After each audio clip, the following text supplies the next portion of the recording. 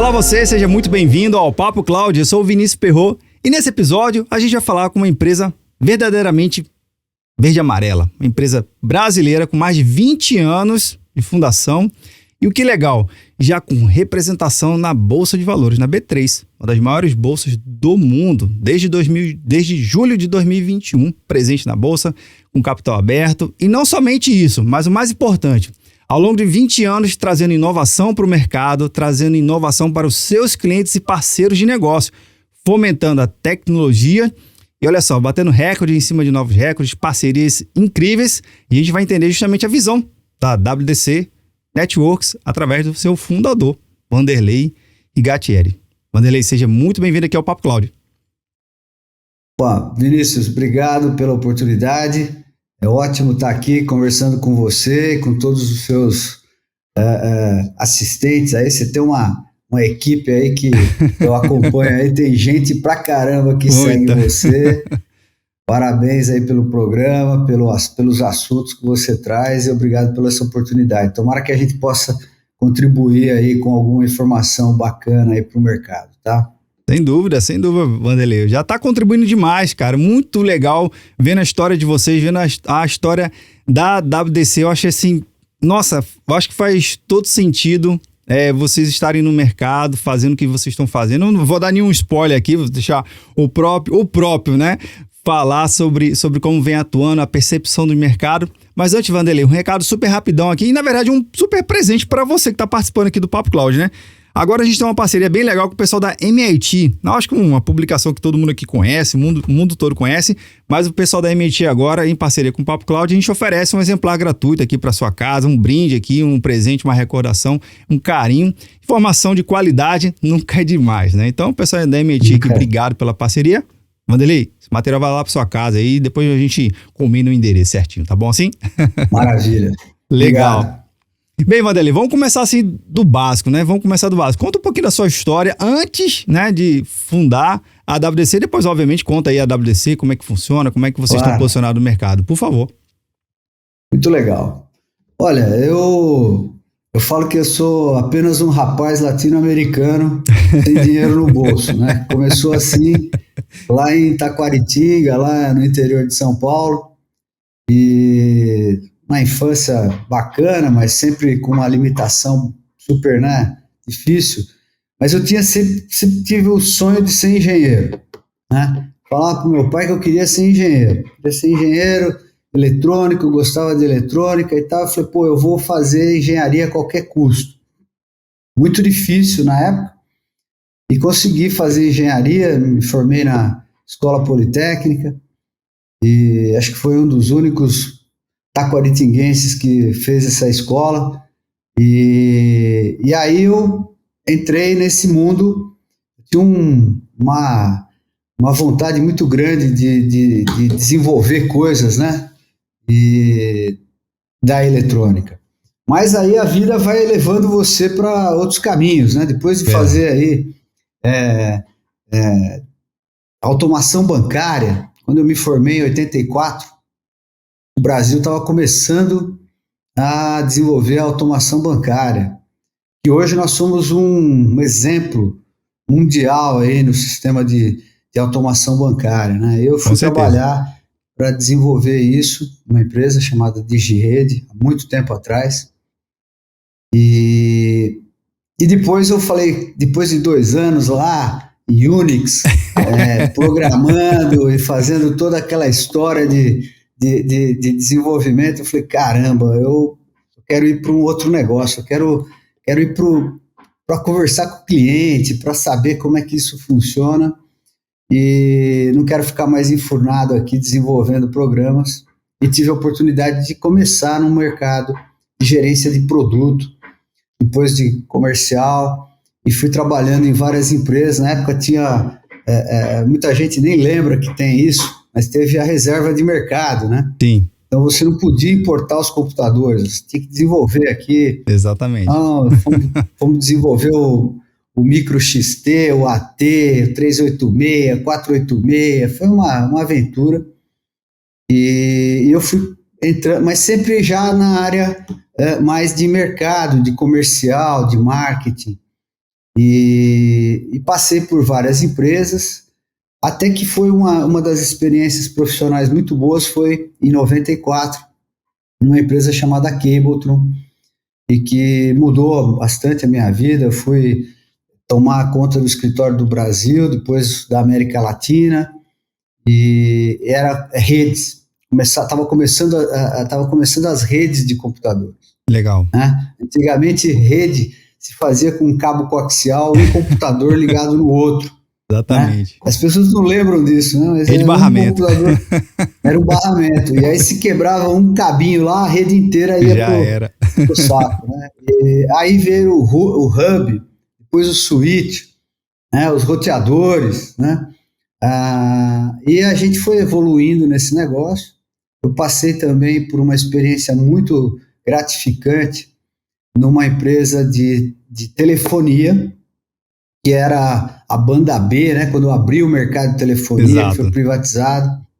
Aí eu comecei na TES, em Campinas, que depois ela virou a Claro, que hoje é a Claro, o grupo mexicano foi comprando várias operações.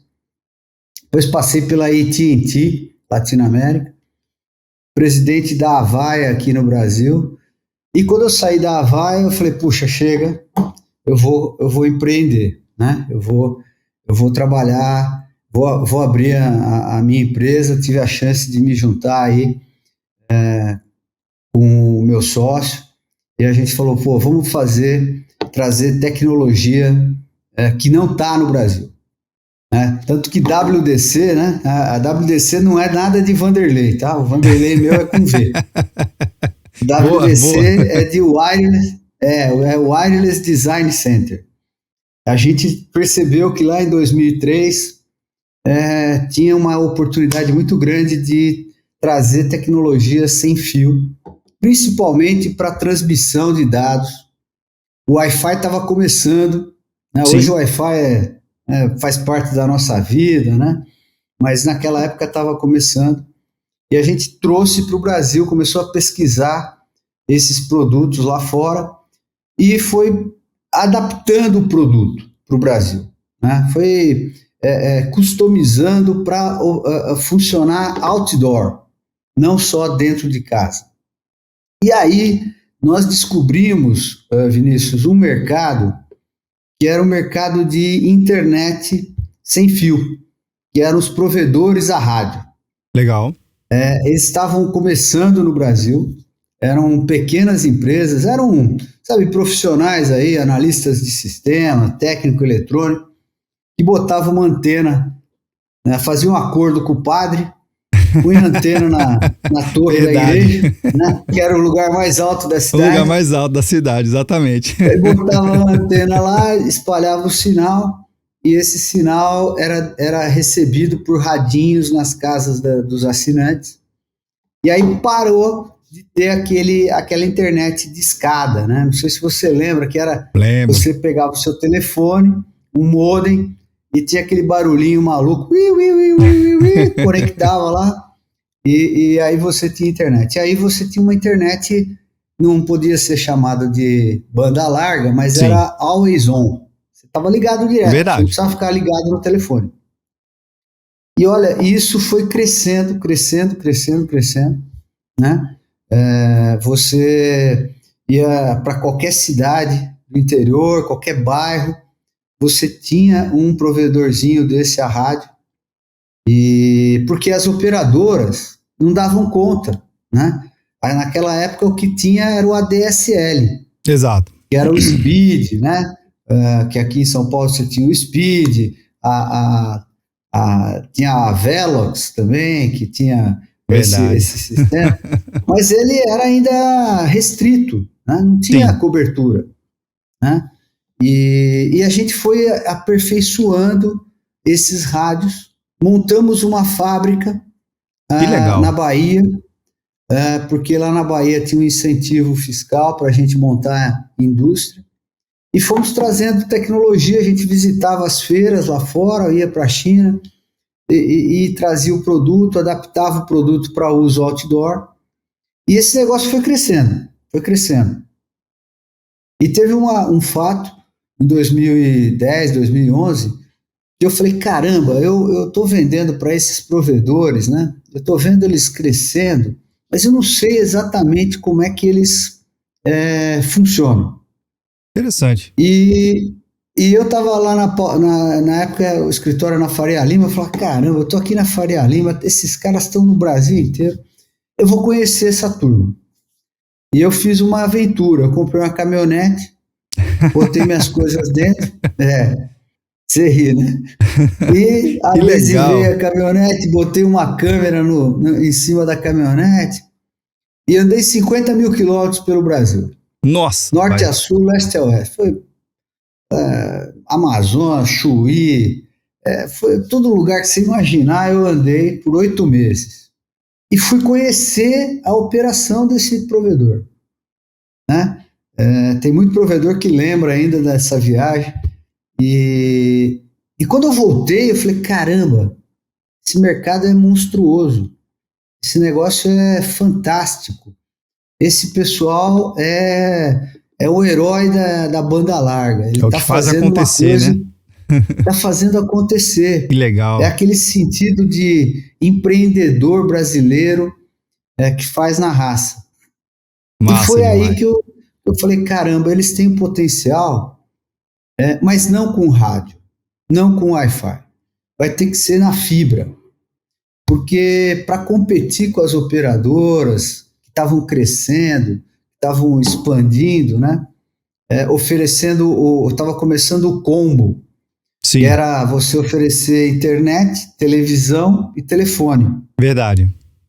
Ele falou, eles não vão conseguir fazer isso com rádio. Nós Tá vamos ter que limitado. fazer isso na fibra. É limitado. E nós trouxemos o FTTH, Pô, que Fiber legal. to the Home. Na época foi uma loucura, né? Porque os fabricantes internacionais falavam, pô, você é louco. Nem as operadoras brasileiras estão investindo em FTTH e você está querendo pegar esse provedorzinho e fazer ele construir rede? Eu falei, ele vai construir porque essa é a sobrevivência dele. E a gente investiu nisso, montou uma outra fábrica para montar os modems de fibra aqui no Brasil.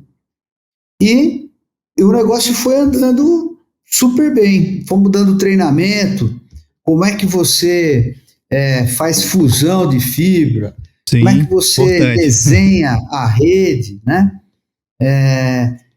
Os splitters e tal, como é que você faz a cobertura de uma cidade ideal. E isso foi desenvolvendo, a gente foi crescendo muito, até que em 2013 o mercado estava super aquecido para isso. Só que eles tinham uma limitação de crédito, tinham uma limitação de crescimento. Ele falou, Vanderlei, é o seguinte, eu podia instalar 1.000 assinantes por mês, mas eu não tenho como comprar equipamento para 1.000 assinantes. E aí foi uma ideia que a gente Que teve aqui na legal. WDC, falar assim, pô, como é que eu faço esse mercado crescer? E eu olhava para trás, você que está nesse mercado há muito tempo de nuvem, lá para 2010 foi quando quando começaram os grandes data centers. Sim, Que era o que eles ofereciam? Era o Infrastructure as a Service. exatamente. Né? Naquela época, estava nascendo aí os serviços da nuvem, o cara falou, olha, o cliente, você não precisa comprar servidor, você não precisa comprar storage. A gente tem aqui um data center que é super bem preparado, com energia constante, com duas fontes de energia diferentes, você tem uma confiabilidade enorme, uma segurança de operação, e você vai pagar pelo uso. Você não vai ter que fazer CAPEX, investimento. Teve Quando uma eu troca aí olhava para diferente, né, essas. do investimento, né? Que ele estava muito acostumado com CAPEX, agora tinha um OPEX ali. Como é que. Foi uma barreira ali no iniciozinho, Vanderlei, o cara tu entender, te Olha, explicar para ele a diferença da lembra natureza?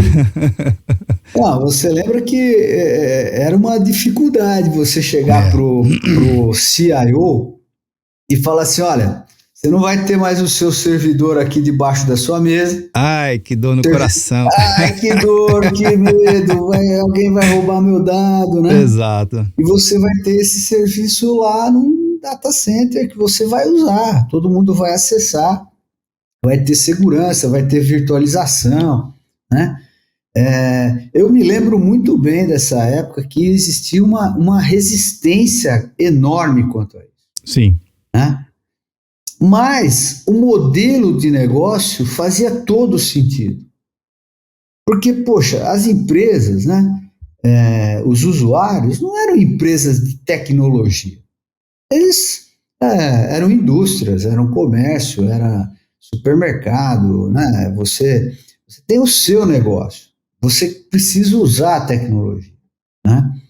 E esse modelo foi crescendo. Aí eu olhava para trás e falava, pô, por que a gente não pode fazer a mesma coisa com as redes?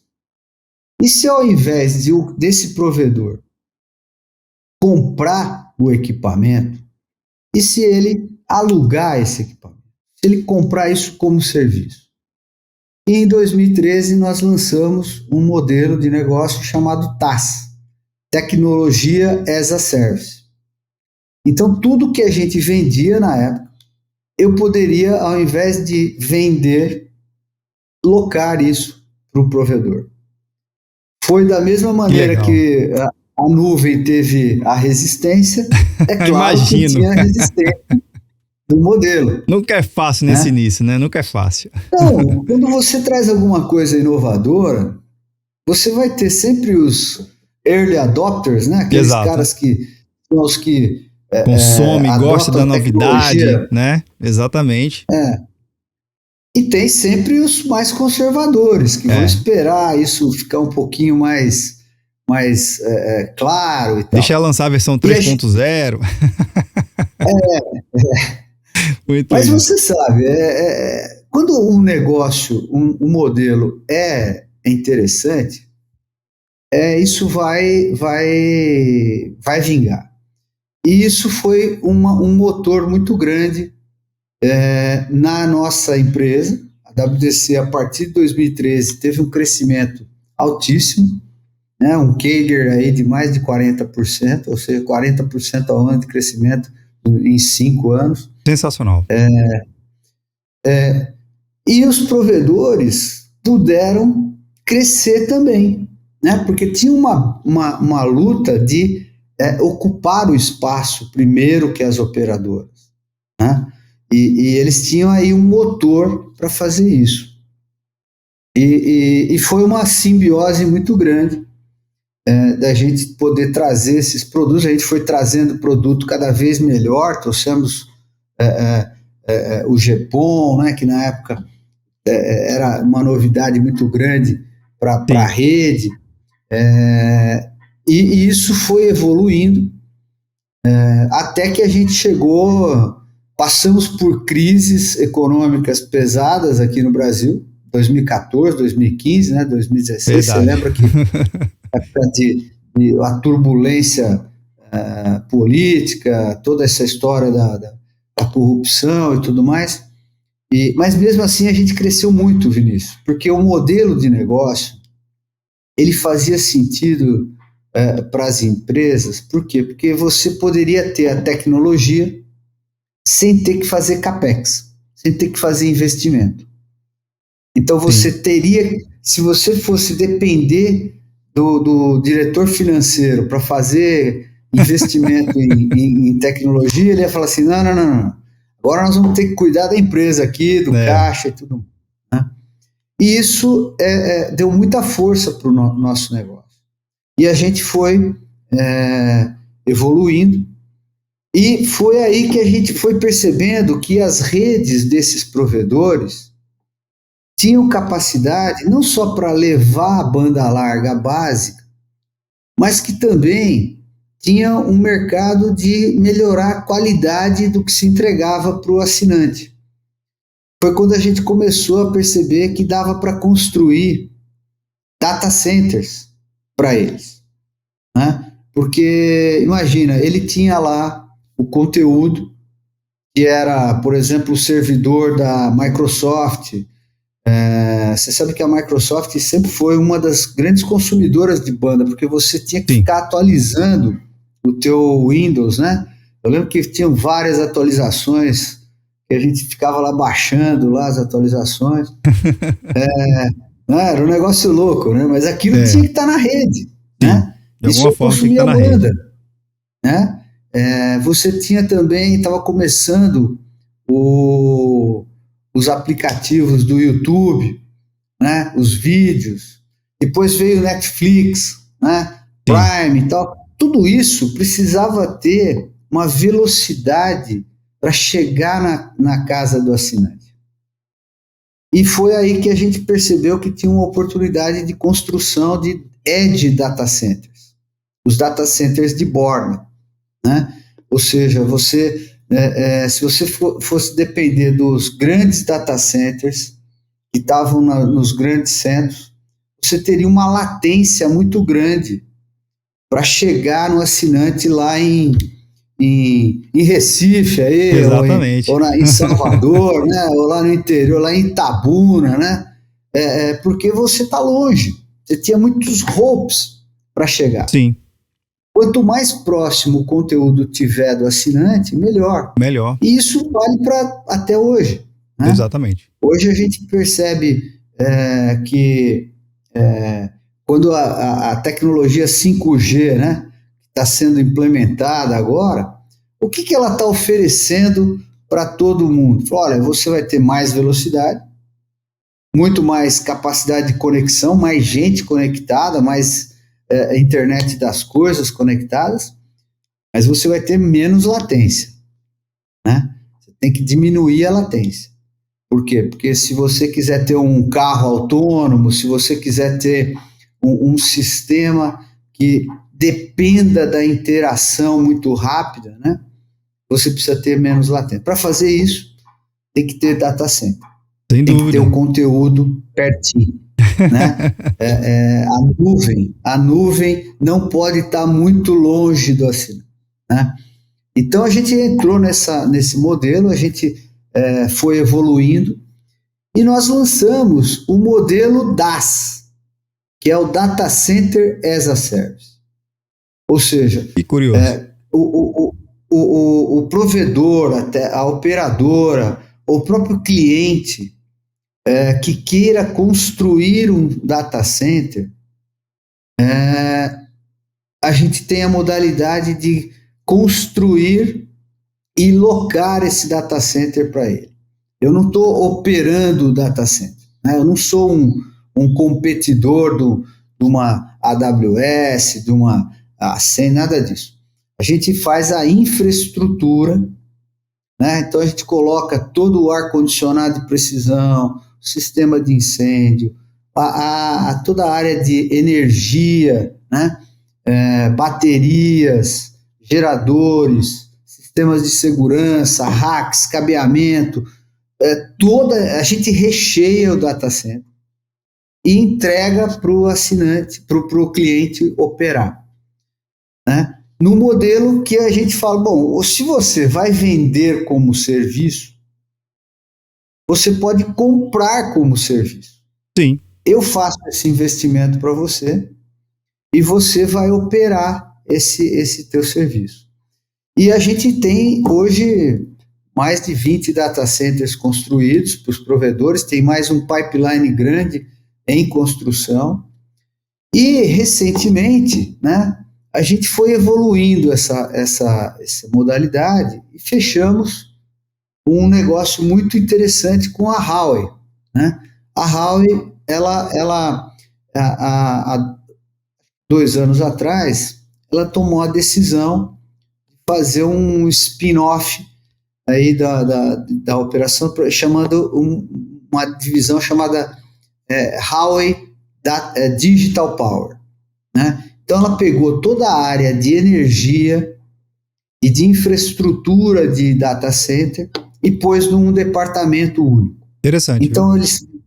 e a gente é o distribuidor deles aqui. Eles visualizaram que esse modelo, onde você tem energia solar, as baterias de lítio, os retificadores, né? Toda a parte de ar-condicionado, toda a parte de geradores, racks, toda essa parte foi colocada dentro de um departamento único, né?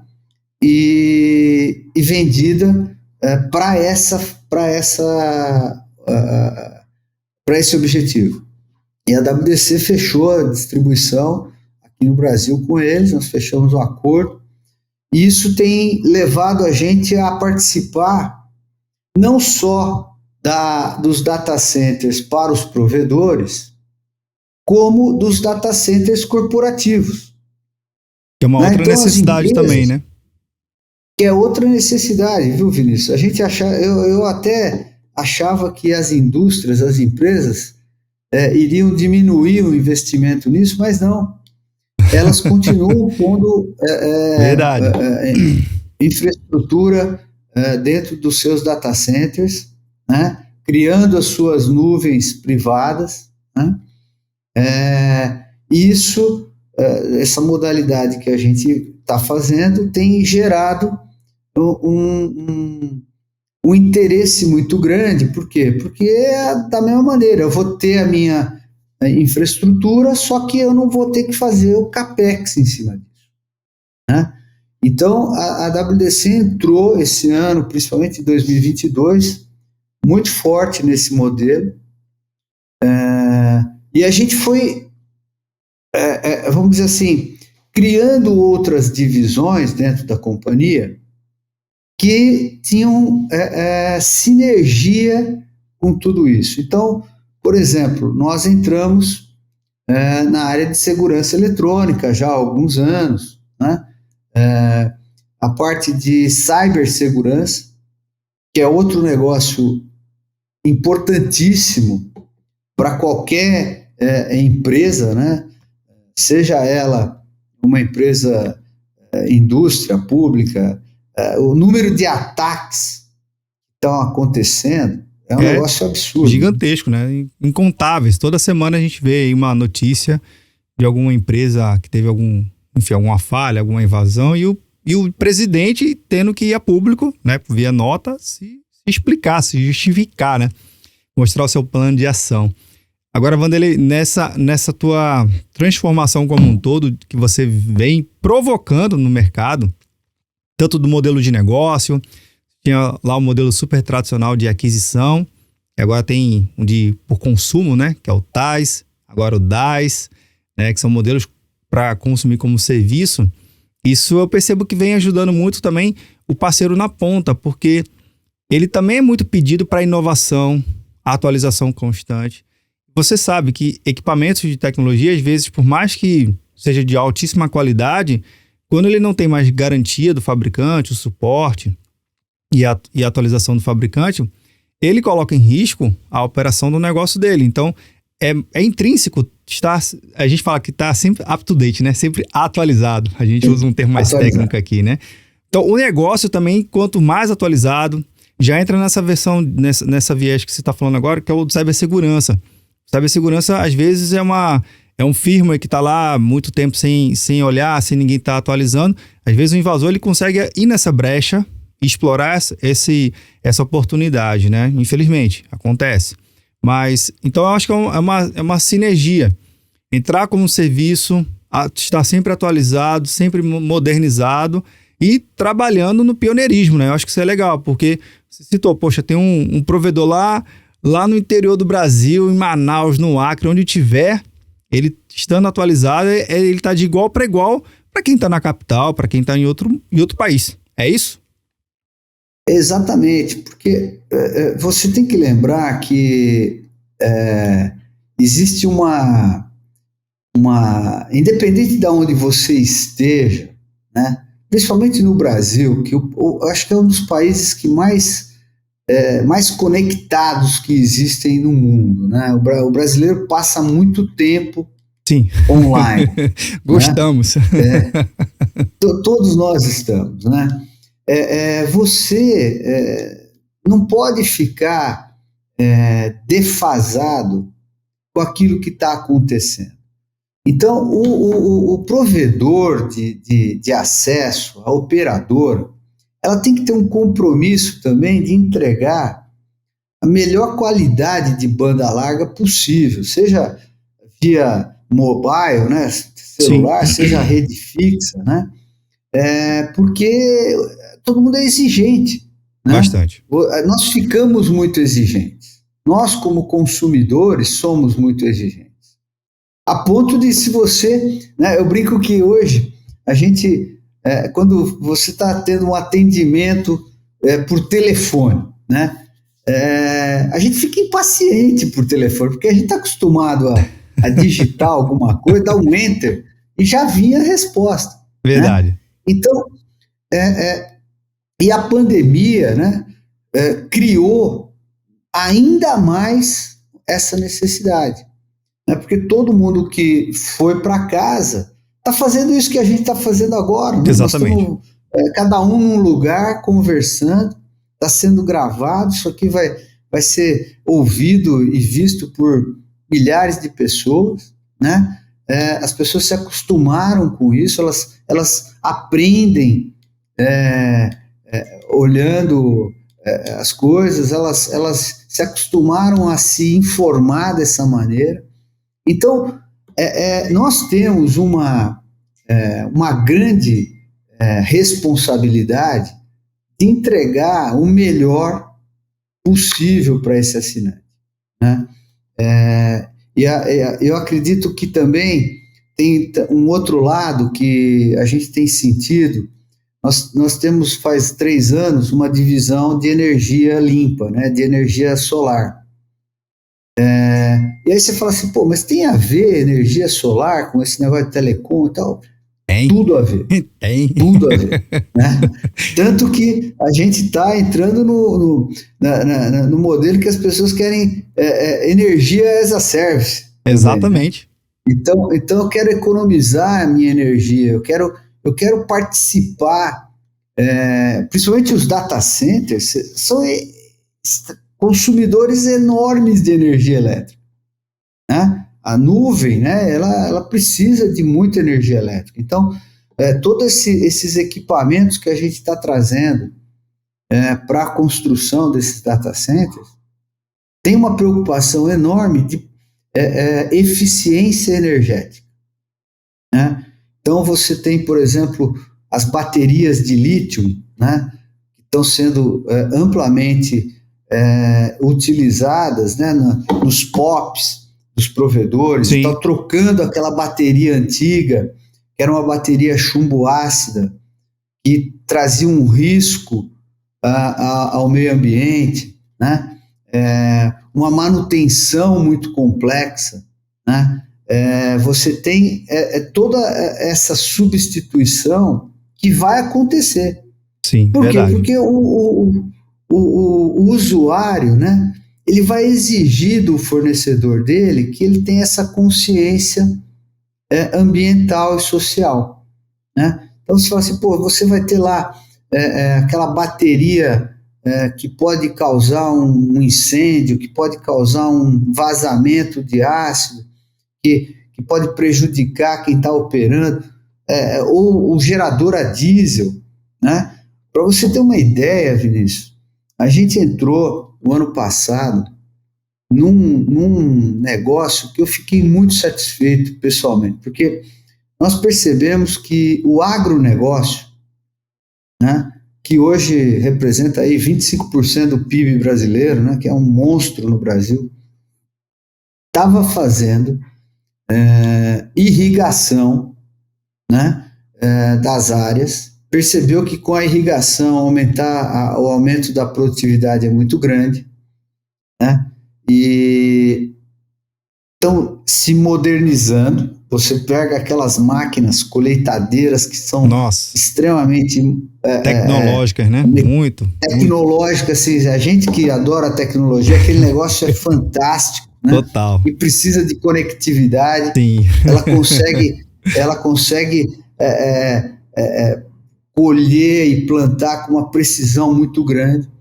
Né? Mas eles estavam fazendo a irrigação e não tinha energia elétrica disponível. Veja, não é que ele quer comprar da concessionária energia para tocar os motores, as bombas de irrigação, mas não tem disponível, né? Caramba.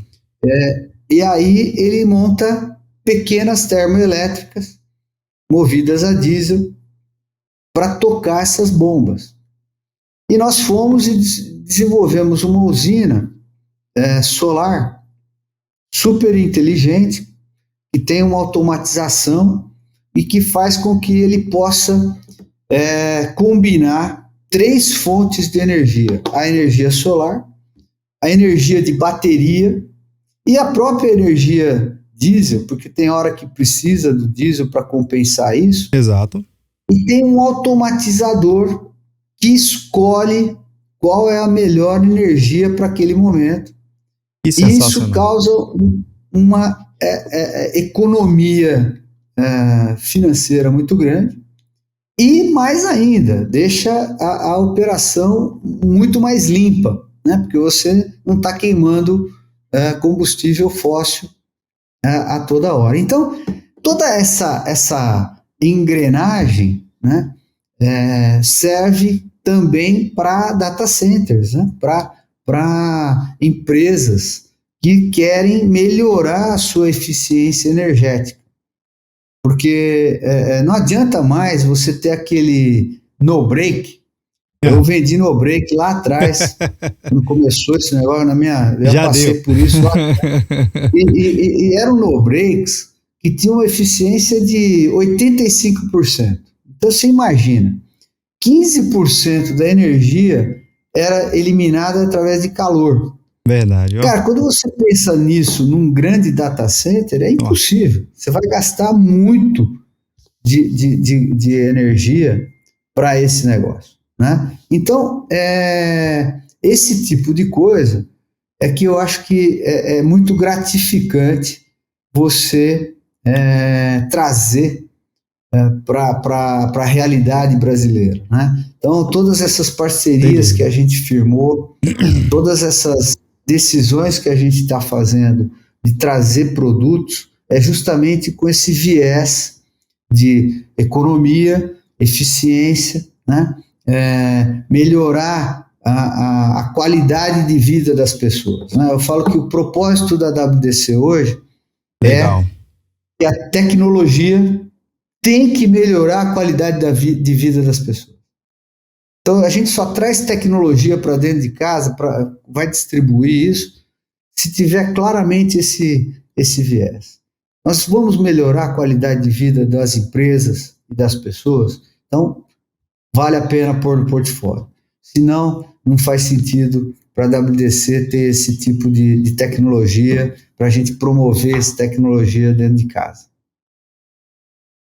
Sensacional, sensacional, Vanderlei. Eu acho que a que você vem traçando aqui na jornada é bem incrível e mostra a realidade e a necessidade do brasileiro, né? A gente tem economias diversas, necessidades de negócios diversos, tem que estar muito com o olhar de quem realmente precisa dela, se realmente vai impactar e vai melhorar. Isso que você falou, acho que deveria ser um mantra assim, para todas as empresas de tecnologia. Óbvio, eu, você, quem nos acompanha, gostamos da tecnologia como tecnologia em si, né? A gente gosta de ver um produto funcionando, aquela maravilha, aquela engenhoca funcionando por trás ali, mas se não gera resultado positivo para o cidadão e para o negócio, é só uma coisa bonita para um monte de engenheiro e programador ver. Para esses nerds aqui não faz o menor sentido, não gera impacto, né? Mas eu acho que isso que é o legal. Agora, Vanderlei, eu sei que algumas coisas podem ser ditas, outras não. Mas considerando tudo que você já passou, já vivenciou aqui, dá para dizer o que vocês estão planejando aí no futuro, 2023, próximos anos aí, o que vocês vão querer lançar, enfim. Puder contar, claro, né? Claro. Não, veja só. Quando a gente está nesse negócio, né, a estratégia... eu sempre falo que a gente faz a estratégia dentro da WDC não é usando GPS. A gente usa a bússola, né? Por quê? Porque se você for usar o GPS, você vai passar por caminhos já traçados, por coisas que já foram desenvolvidas, porque alguém já fez aquele caminho. Então, toda a nossa estratégia de empresa, ela é muito mais pautada pelo rumo que a gente quer. Onde a gente quer chegar, o que a gente quer fazer, qual é o nosso propósito. Mas a gente não sabe exatamente tudo que vem pela frente, tudo que a gente vai fazer. A gente sabe a direção. Então, o que eu posso te dizer é que a gente tem hoje, claramente, esse propósito de trazer tecnologia para melhorar a qualidade de vida das pessoas. A gente está super ligado nas tendências que a gente percebe, né? Eu brinco que os futurologistas, né? eles falam assim, o John Naisbitt, que eu Sim. adoro, ele fala assim, olha, o futuro está no jornal hoje. A gente não percebe, mas ele está no jornal hoje. Então você, quando está olhando as notícias, está olhando o que está acontecendo, claramente você vai ter indicação do que vai ser o futuro. Então você fala assim, poxa, por exemplo, dá um exemplo, fala carro elétrico, né? Está se falando de carro elétrico. O que está em volta disso tudo, né?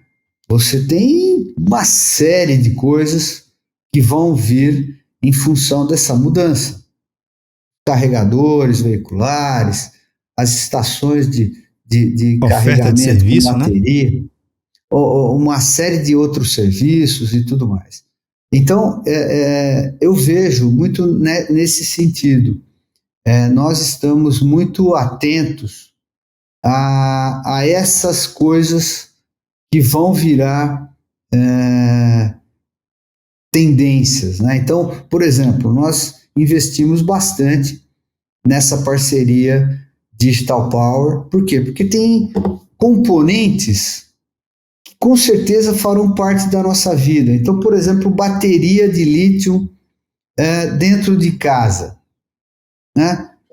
Eu não tenho dúvida que todo mundo que tiver um sistema solar para geração de energia é um potencial consumidor de um sisteminha de armazenamento de energia limpa, né? Porque você vai ter o seu veículo, você vai ter o consumo dessa energia quando não tem sol, né? A mesma coisa para a própria rede elétrica. Sim. Olha só o que está acontecendo.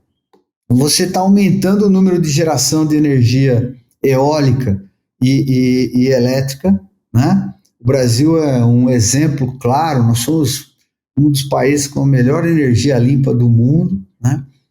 Mas você causa problemas às vezes na rede. Por quê?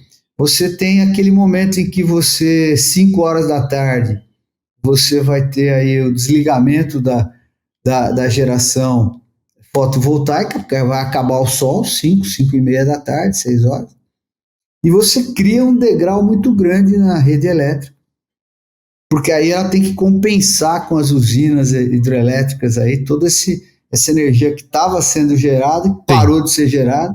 Então, você tem aí, por exemplo, uma necessidade de bateria para segurar esse pico. Então, assim, quando você olha para tudo isso, você fala assim, poxa, a própria nuvem, né? Vai ter que, os data centers vão precisar se preparar para esses degraus de energia que vão ter, né? Você vai ter, com certeza, uma evolução muito forte ainda na parte de segurança de dados, né? Porque quanto mais a gente depende do dado, mais sujeito a gente está a ataque, né? Hoje se fala aí do chat GPT, né? Exato. Que virou uma moda aí. Isso não tenha dúvida, isso vai aumentar muito o consumo de Big Data, né? Quanto mais você tem inteligência artificial, quanto mais você tem sistemas inteligentes, você vai ter que ter mais dados para ele usar. Ele vai buscar esse dado em algum lugar. Então, eu vejo esse é um modelo muito forte. Outra coisa que a gente sabe que não tem jeito, os Edge Data Centers, né, quanto mais você precisa do 5G evoluindo, você vai precisar de dado mais perto. Então, nós estamos muito atentos a isso, né? Não só as operadoras, mas todo mundo que é o fornecedor de conteúdo vai ter que se preparar para pôr esse conteúdo mais próximo do assinante. Porque o UX, né, que é a experiência do usuário aí, exato, ela melhora muito quando você tem o dado próximo. Então, essas coisinhas que a gente está falando microsinais. São microsinais, né? Como diria o John Naisbitt, né? Tá saindo, tá no jornal. Tá lá. Tá no jornal, né? E a gente tem que fazer a estratégia com com a bússola. Sim. Né? A outra coisa que eu sempre falo na WDC é assim, nós somos agoristas. O que é agorista? Pô, a gente vai fazendo a estratégia e vai mudando conforme as coisas vão acontecendo, né? Se eu tiver uma estratégia que eu demoro 1 ano para montar essa estratégia, eu tenho certeza que a hora que eu começar a implementar vai ter um monte de coisa que já aconteceu e já mudou. Então, verdade. A gente tem que ser muito rápido, tem que ser muito atento, né? Isso não é fácil, porque cansa, né? Você ficar ligado, né? Então a gente desenvolveu dentro de casa também essa cultura, né, dos nossos gerentes de produtos, das nossas lideranças, de estarem super atentas para trazer essas informações para dentro, para a gente processar e tomar decisão, né? Porque eu acho que essa é a maneira da gente manter a perpetuidade da companhia, né? Sensacional. Já estamos comemorando aí 20 anos de empresa esse ano. A gente quer ficar aí muitos anos aí pela frente, né? E vão ficar sim, sem dúvida. E é por isso que a gente tem que estar super ligado aí para ver o futuro aí. Exato. Para onde vai indo.